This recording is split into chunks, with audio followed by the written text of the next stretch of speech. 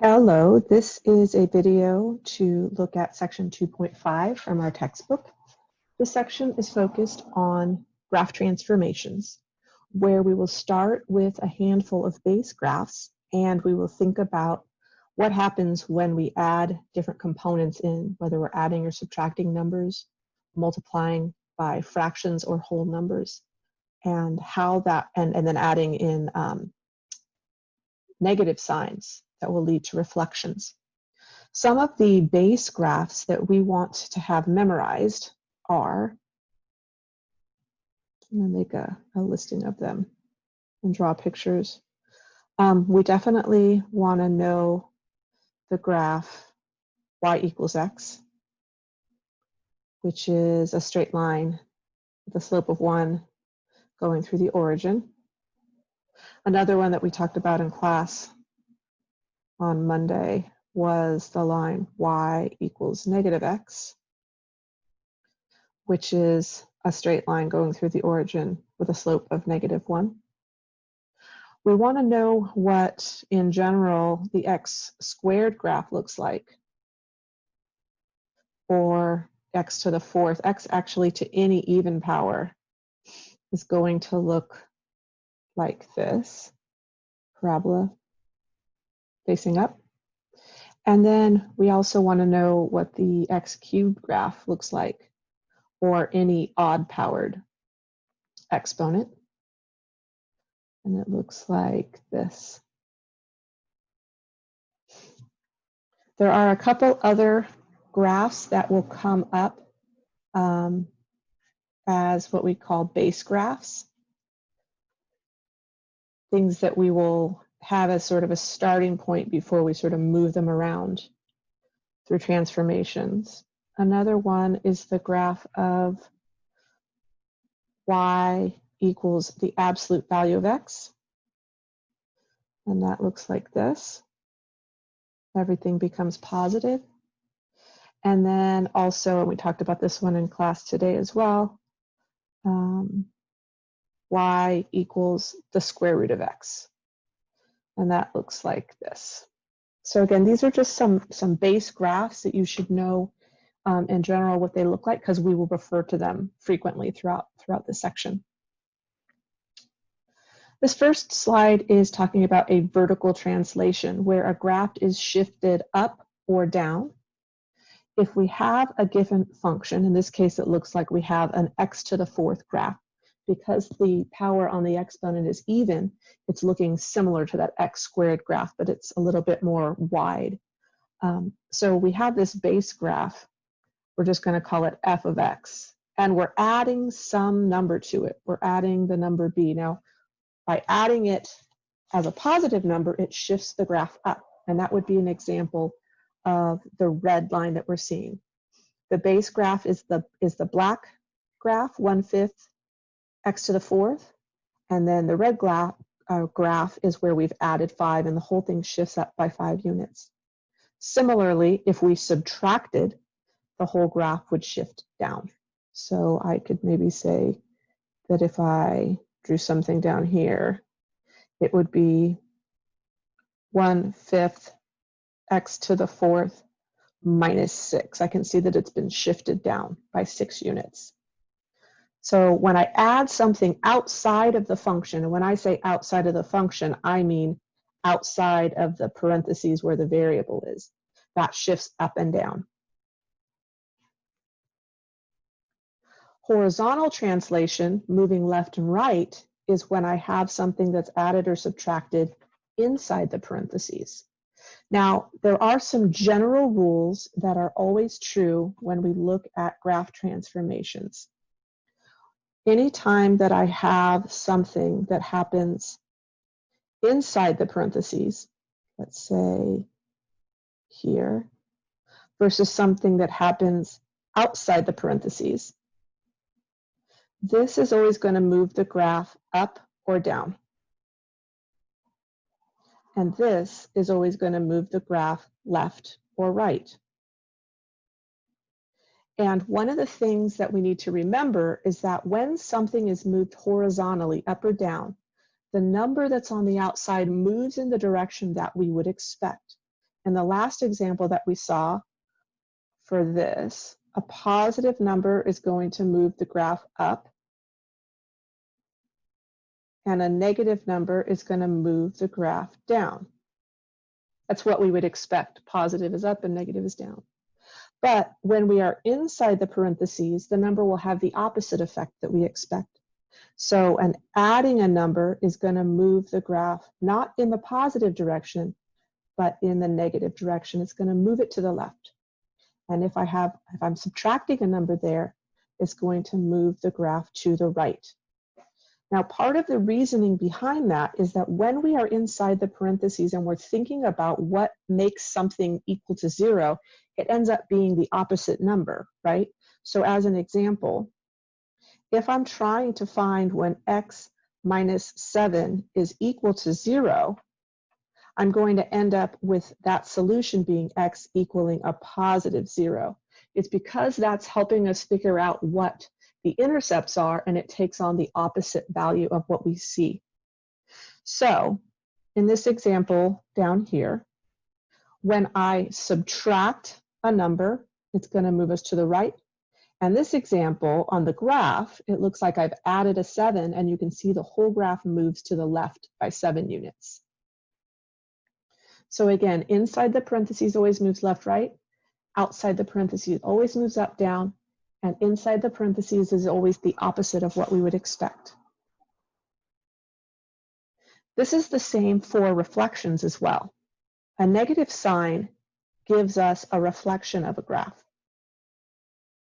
So if I have a negative sign on the outside, like I do in this first example, it's going to reflect across the x-axis. You can think of that as up, down. It's outside the parentheses. So if I had a graph that looked like this is the square root of x graph, its reflection would be down here across the x-axis. This is going to be negative square root of x. Again, that negative is outside the parentheses or outside of the function. For the second example, I have the negative sign inside the parentheses. That's going to move the graph left to right. So an example would be, again, using that same graph. If I had the graph of square root of x, putting the negative sign inside the function or under the radical gives us a reflection across the y-axis. Anything outside the parentheses moves up, down, including a reflection, and anything inside the parentheses moves left, right, including a reflection. And this next part, this last part down here is just kind of saying how the actual points on the graph are interchanged, whether the y value is being changed or whether the x value is being changed. I don't think that part's particularly useful. I think the first two definitions of where the negative sign is what you need to remember the most. Similarly to adding or subtracting a number inside or outside the parentheses, we can multiply a function by a number. In this first set of examples, we are multiplying a number on the outside of the function. Since it's outside the function, it's going to move the graph up, down. It's going to stretch up, down. Outside the graph is going to move things in the way we would expect. So in this first example, it's saying that the number is greater than 1. It's a whole number, or it's a number that's larger than 1, such as 2, 3, 4, 5, 6. Actually, it could be 2.5. It could be any number that's greater than 1. And that is going to lead to a stretch. We would expect that. We see this a lot when we talk about some of the trigonometric graphs. Like if we had the graph of, let's say, the sine of x.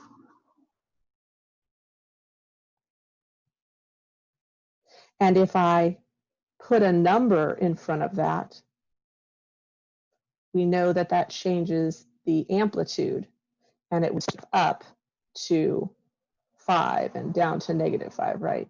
We learned that in trigonometry. So stretching vertically. When the number is a fraction, This right here means it's a fraction because it's in between 0 and 1. Then it's going to shrink the graph vertically. So if I had instead y equals, let's say 1/2 y, sorry, 1/2 times the sine of x, the graph is only going to go half as high at those max and those midpoints.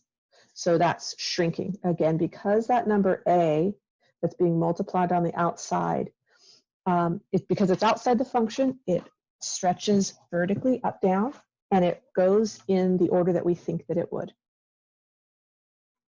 If there is a negative sign included, then that's also going to reflect while stretching. So in this example, the original graph was the black part. It's it's x cubed minus x. And then what we've done is multiply every single point on the graph by 2. And that's stretching. I can see that this little relative maximum point here is stretched up, and this relative minimum point is stretched down as well. So this is a non-trigonometric example of how a vertical stretch would work. And this would be an example of a vertical shrink. The black, again, is the original graph. Every single number is multiplied by 1/10. So when I look at this relative maximum here, it's shrunken down to where that pink graph is. And here's a relative minimum, and it's also shrunken down to where the pink graph is. I can see over here that it's growing much more slowly than it would have with the original black graph that's drawn. This is an example that's combining transformations together. So what I'm wanting you to think about in terms of your next quiz is, what does the number do? What does the number do that's been added in? Here's our original graph right here. And the components that's been added is this -2. The negative sign is going to reflect across the x-axis, right, because it's outside the function. And the 2 is going to stretch vertically. I want you to be able to tell me what the overall effect is. I know you can see the graph by graphing it in Desmos, but I want you to be able to tell me what the effect is of the changes that have been made. In contrast, when we have a number that's multiplied inside the parentheses, then it's going to move the graph stretching or shrinking horizontally. You can think of it sort of like an accordion. Again, when we look at some of the trig examples, that is what we would consider with the frequency. So if I had, let's say, a graph of sine, again, like this. Let's say that this is y equals sine of x. If I change and multiply a number on the inside, y equals, let's say, sine of 2x. Normally, the period for sine of x is 2 pi, right? In this first example, the period is 2 pi. But in this example, the period is going to be 2 pi divided by 2, or pi. So it's going to be shrunken in like an accordion. It's going to show up twice as often.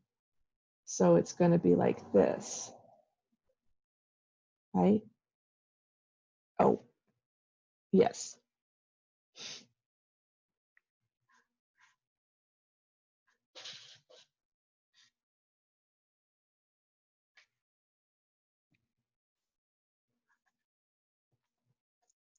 So because the frequency is doubling up, we're effectively taking the graph and shrinking it in towards the center, right? And so 2 is shrinking even though it's a number larger than 1.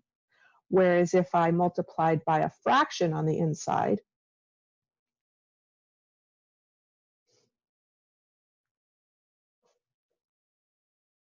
that would change the period to be 4 pi, it's going to stretch the graph out to be twice as long. So a fraction stretches it, and a whole number, or a number larger than 1, shrinks it. So you can see that reflected here. They're saying here I have a large number larger than 1 is going to shrink, a fraction is going to stretch. Again, the general theme is that anything inside the parentheses does the opposite of what our logic would think. Here's an example, a non-trig example, same graph that we've been looking at. The original graph is in black, and then you can see that the entire thing in pink has been multiplied by 2. And so because it's multiplied by a number larger than 1, it's shrunk the graph in. I can see that both components moved. This moved in this direction, and this moved in this direction. And then in this case, multiplying by a fraction stretches it out. The original graph was black, and it got stretched out to the green in both of these directions.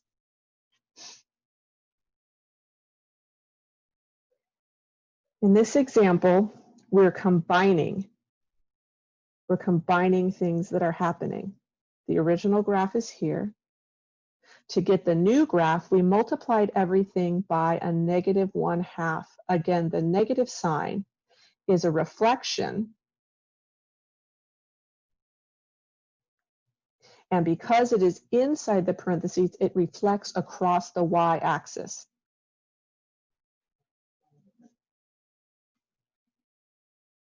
And then the 1/2, because it's inside the parentheses, is going to be a horizontal stretch.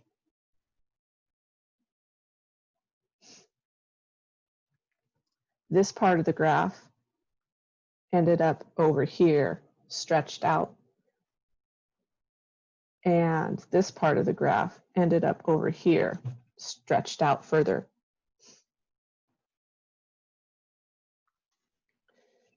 I wanted to give you a couple of additional examples of what I might ask you on the quiz for this section. And this is an example problem that I am going to ask just to make sure you understand what each of the components are doing, how they're acting upon the graph. And so the question would be, how is this function changed from the base graph of y equals square root of x? We know that the negative sign that's in front is going to act as a reflection, and that will be reflected across the x-axis. The 3 is going to act as a vertical stretch.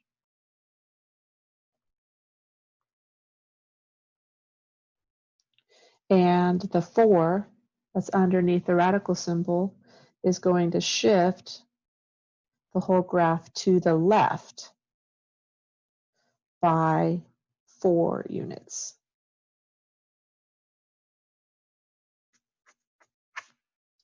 A different example might be, this one is an absolute value.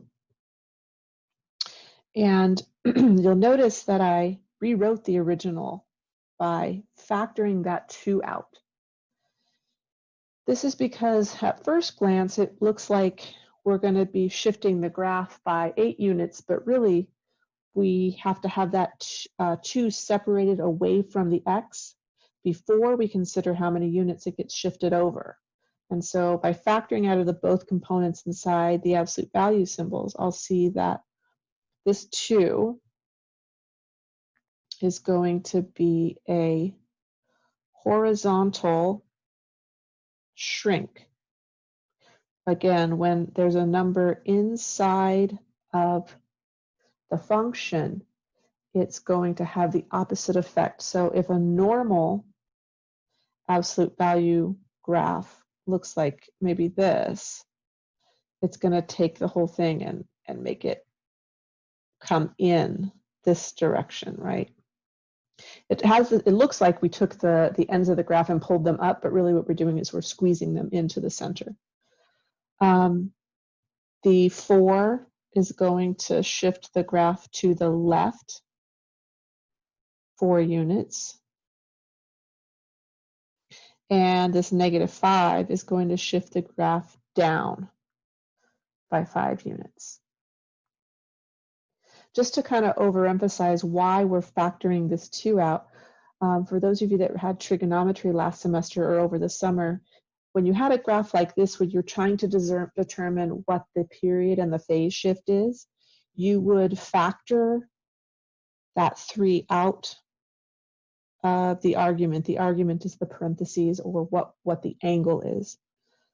And so at first glance, it would look like the phase shift is pi, but the phase shift is actually pi over 3.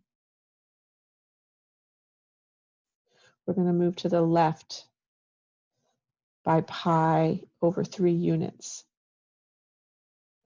And the period, normally the period for a sine graph is 2 pi, but in this case it would be 2 pi divided by 3. So just a similar idea whenever we have a function like this, that'll also happen with a square root graph, that we need to kind of consider what's underneath the radical sign, inside the parentheses, inside the absolute values, and analyze that on its own before we make determinations about what's happening with the graph transformation.